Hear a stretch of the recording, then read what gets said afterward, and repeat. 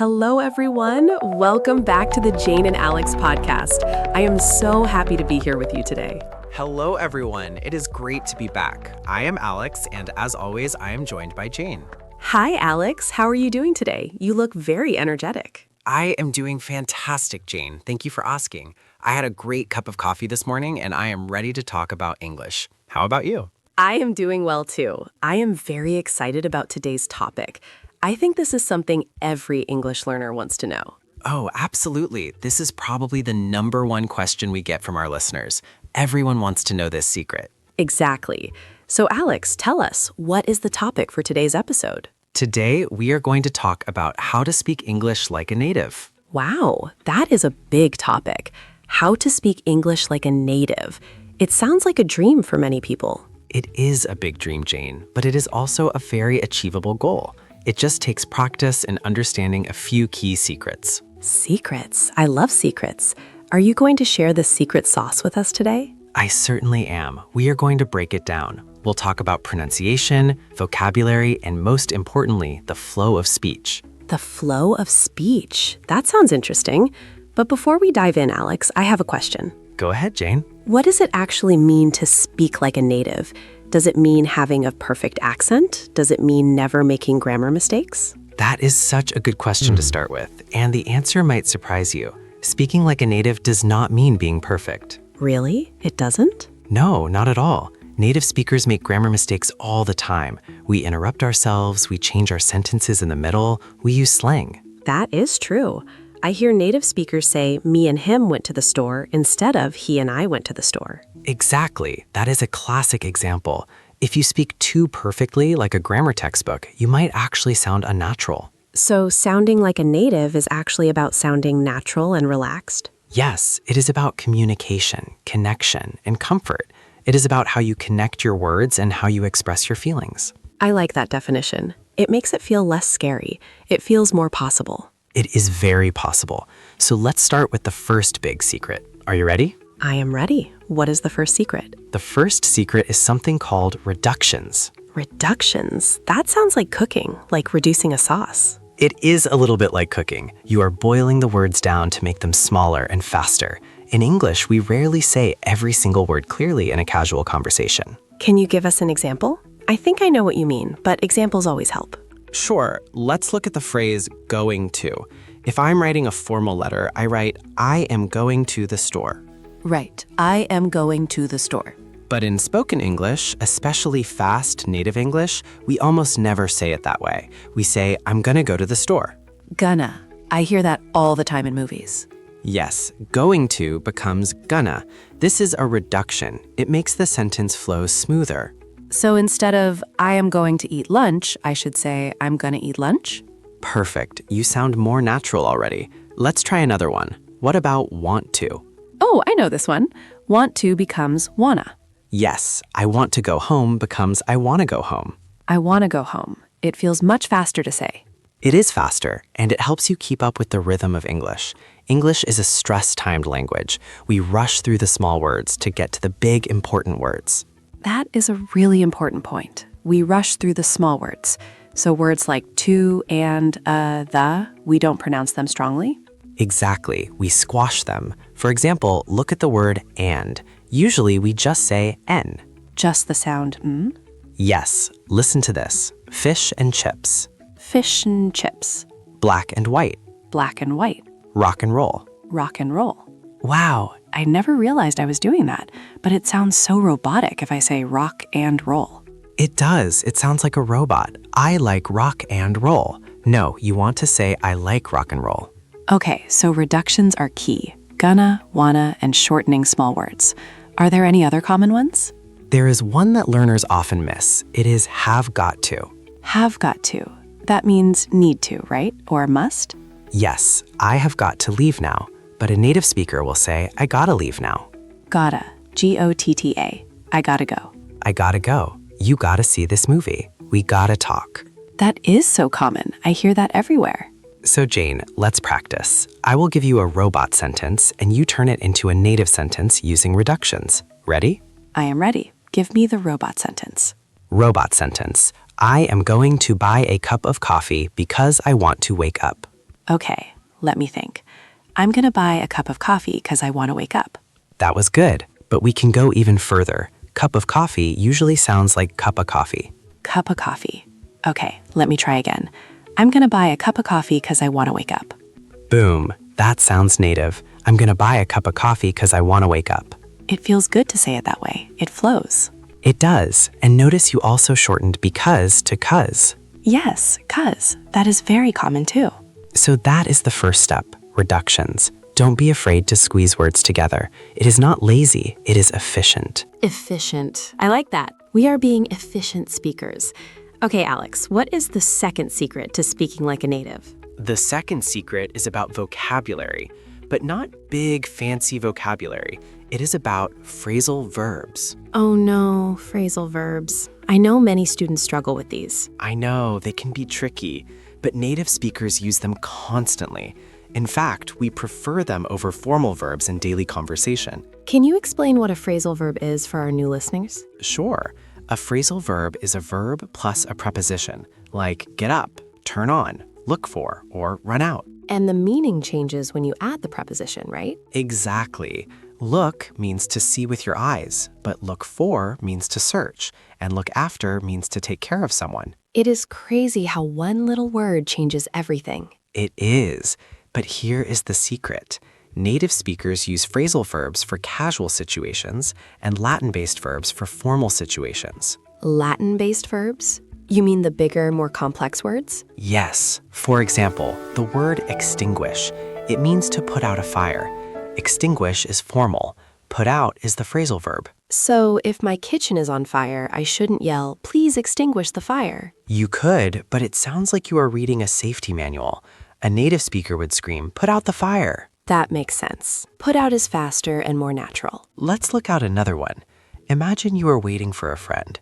A formal way to say it is, "Please wait a moment." Please wait a moment. That sounds polite. Maybe a bit like a waiter. Yes, but to a friend, you would use the phrasal verb hold on or hang on. Hang on a sec. Hold on. Exactly. Hang on, I'm coming. It sounds much more friendly. So if I want to sound native, I should try to learn more phrasal verbs? Definitely. Instead of saying, "I will continue my work," say, "I will go on with my work." Instead of saying, "I discovered a secret," say, "I found out a secret." Found out. That is a good one. I found out about the party. Yes. Let's practice this with a mini conversation. I will say a formal sentence and you translate it into native English using a phrasal verb. Okay, I am ready for the challenge. Sentence 1. I need to return this book to the library. Return. I need to give back this book? Perfect. Give back is the phrasal verb for return. I need to give back this book. Sentence 2. Please enter the room. Enter. That would be come in? Yes, come in. Please come in. That is much friendlier. Enter sounds like a robot or a sign on a door. Exactly. Sentence 3. I usually awaken at 7 a.m. Awaken? Who says awaken? That sounds like a vampire movie. True. So how would a normal person say it? I usually wake up at 7 a.m. Wake up, or even get up. Right. Wake up is opening your eyes. Get up is getting out of bed. Precisely. See, you are already sounding more native. It really changes the tone of the conversation. It feels less stiff. Less stiff is the goal. We want to be fluid. Okay, so we have reductions and we have phrasal verbs. What is next on our list? The next one is about fillers and linking words. Fillers? You mean words like and ah? Yes, but also words like, you know, actually, and basically. My teachers used to tell me not to use those words. They said they are bad habits. In a formal speech or a presentation, you should limit them. But in casual conversation, native speakers use them all the time. They act as glue. Glue? What do you mean? They connect your thoughts. They give you a second to think without stopping the flow of the conversation.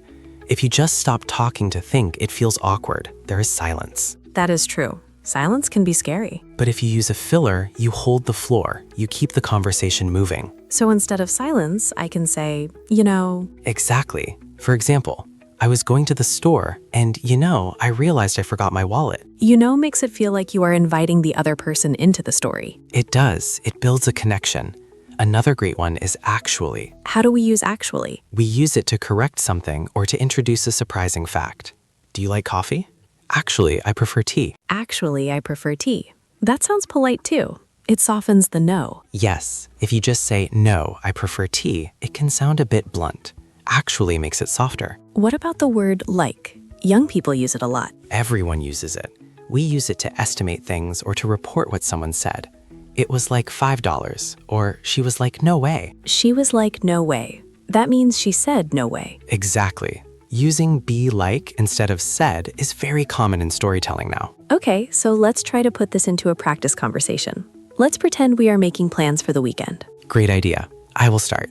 Hey Jane, do you possess any plans for the weekend? Whoa, Alex, possess any plans? That is way too formal. I know, I'm testing you. How should I ask that naturally? You should say, do you have any plans for the weekend? Or what are you doing this weekend? Okay, so, Jane, what are you doing this weekend? Well, actually, I was thinking about going to the beach. But, the weather looks bad. That was perfect. You used actually and you know. It sounded so natural. Let me try again without the fillers. I was thinking about going to the beach. The weather looks bad. See, it sounds a bit choppy, a bit dry. It does. The fillers add personality. They do. Just don't overuse them. You don't want to say, like, actually, like every 2 seconds. Right. Balance is key. Exactly.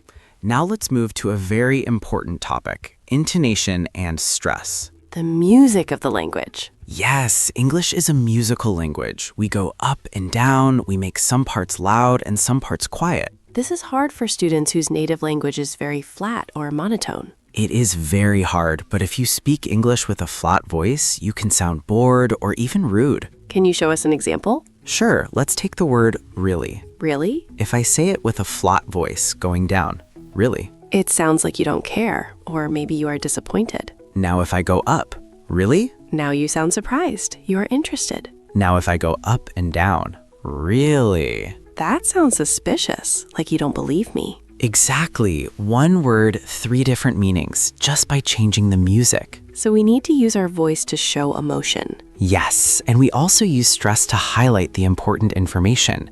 In English, we stress the new or important words. Can we try the sentence, I didn't say he stole the money? Oh, that is a classic exercise. Let's do it. If I stress I didn't say he stole the money. That implies someone else said it, not you. Right. Now stress say. I didn't say he stole the money. That means maybe you hinted at it or wrote it, but you didn't speak the words. Now stress he. I didn't say he stole the money. That means someone stole it, but not him. Maybe she did. Now stress money. I didn't say he stole the money. Maybe he stole the car or the jewelry, but not the money. See, the grammar is the same. The words are the same, but the meaning changes completely based on stress. That is fascinating.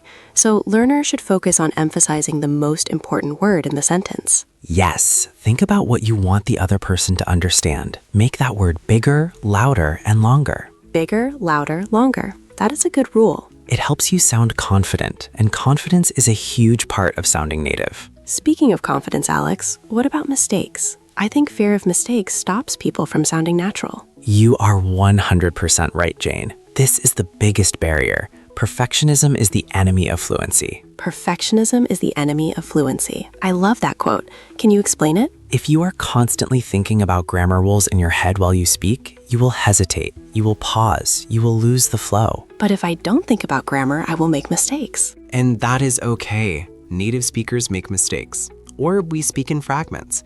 If you make a mistake, just keep going, or correct it quickly and move on. So if I say he go to the store instead of he goes, I shouldn't panic? Do not panic. The person understood you. Communication happened. Next time, try to get it right, but don't stop the conversation to apologize. I see students do that. They say he go, oh, sorry, my English is bad, he goes. And that apology breaks the connection. It makes the other person feel awkward. Just correct it. He go or he goes to the store. That is much better. Just a quick fix. Confidence makes you sound better. Even if your grammar is imperfect, if you speak with a clear voice and good intonation, people will think your English is great. Fake it until you make it? Exactly. Fake the confidence until it becomes real. I want to talk about one more thing. Slang. How important is slang? Slang is the spice of the language. You don't need too much, but a little bit adds flavor. What are some common slang words that are safe for everyone to use? Cool is the universal one. Everyone knows cool. That's cool. He's cool. Another good one is awesome. That movie was awesome. What about hang out? Is that slang? It is a phrasal verb, but it is used like slang for spending time together. Let's hang out. What about when something is very easy? Piece of cake? Piece of cake is an idiom. It is good, but maybe a little old-fashioned. A younger person might say, it was a breeze. A breeze, like a light wind. That means easy. Yes. Or if you are tired, you can say, I'm beat. I'm beat, not I am beaten. Just I'm beat. It means I am exhausted. And if I am very hungry? You can say I'm starving. I'm starving. That is dramatic. I like it. Native speakers love to be dramatic. We don't just say it's cold. We say it's freezing. We don't say I'm tired. We say I'm exhausted. Exactly. Using strong adjectives makes you sound more expressive and native. Okay, Alex, we have covered a lot today. Reductions, phrasal verbs, fillers, intonation, and confidence. How can our listeners practice all of this? The best technique is something called shadowing. Shadowing, like a shadow following a person? Yes, you listen to a native speaker, maybe on a podcast like this one, or a movie, and you repeat exactly what they say, exactly how they say it. So I shouldn't just read the subtitles? No, you need to mimic the sound. Copy the melody, copy the pauses, copy the emotion. Be an actor. Be an actor. I like that. So if you say, I'm going to go to the store, I should repeat it with the same speed. Yes. Don't say, I am going. Say, I'm gonna go. That sounds like a great workout for the mouth muscles. It is. Your mouth has muscle memory. You need to train it to move in new ways. Before we finish, let's do one final role play. A full conversation putting it all together. Great idea. Let's pretend we are coworkers leaving the office on a Friday. Okay, I am ready. Action. Hey Jane, wait up. Oh, hey Alex, what's up? Not much. Just glad this week is finally over. I'm totally beat. Tell me about it. It was a crazy week. Actually, I was going to ask you, do you want to grab a drink later? That sounds awesome, but I gotta run. My sister is in town and we're gonna check out that new Italian place. Oh, nice. I heard that place is great. Well, have a blast. Thanks. You too. Catch you later. See ya. And cut. That was perfect, Jane. It felt very natural. We used reductions like wanna and gotta. We used phrasal verbs like wait up and check out. And you used slang like have a blast and catch you later. And tell me about it to show agreement. Exactly. It wasn't formal. It was real. This is so encouraging. I hope our listeners feel inspired to try these tips. I hope so too. Remember, guys, it is a journey. You don't become native overnight. But every time you use a contraction or a phrasal verb, you get one step closer. One step closer. And don't forget to have fun with it. Yes, language is for connecting with people. Enjoy the process. Thank you so much for all these tips, Alex. I learned a lot today. My pleasure, Jane. It is always fun chatting with you. And thank you to all our listeners. If you liked this episode, please leave us a comment using a phrasal verb. That is a great homework assignment. Leave a comment with a phrasal verb. See you next time on the Jane and Alex podcast. Bye, everyone. Keep practicing. Bye.